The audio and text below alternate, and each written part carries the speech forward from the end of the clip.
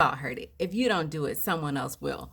Well, it's kind of true, right? Like, think of all the times that somebody didn't do something you wanted them to do and you just found somebody else to do it. Or somebody didn't do it the way you like it, so you found somebody else to do it better.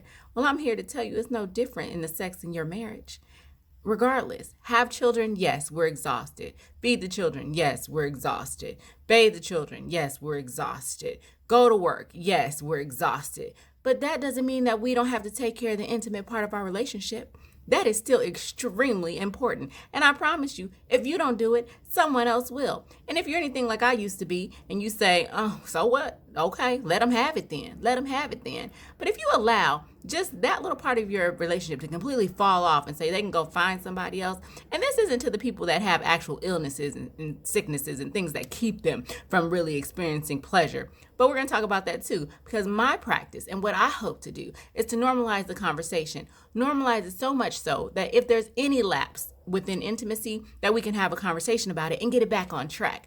For those of you who don't know me, I'm Shante Daniels. I'm a certified sex coach, and I like to help mommies and daddies after that passion starts to wane. How do I do that? Sometimes it may sound a little crass. Sometimes I may be talking about dicks and pussies, and we may be getting real nasty. Other times I may be talking about vulvas and penile function and erectile dysfunction and herbs, natural herbs that help us bring the spice back. I love to talk about sex and nutrition. That's how we do it over here. Now, some of this stuff you may not agree with. It may rub you the wrong way, but I invite your opinions, I invite your feedback, and I invite whatever you have to offer to the conversation, because we're not in this alone. You're not the first, you won't be the last, but we'll continue to grow and expand this conversation of sexy sexuality. How are we going to do that, you ask? Well, so everyone asks me, what's the difference between a therapist and a coach? Well, this is my definition. Essentially, a therapist is someone that takes all of your ideas and your thoughts and things are all spread out and you don't know exactly which way to go, and they help you organize those things, right? They help you organize those thoughts and put them together into manageable compartments that you can process through. A coach helps you put action steps in place. So they give specific suggestions that you can take to help better your situation. That's my idea of coach versus a therapist.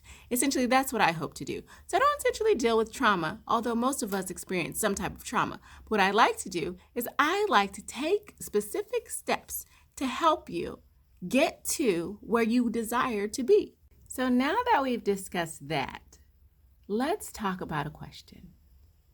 Do you have to have sex in order for your relationship to be gratifying?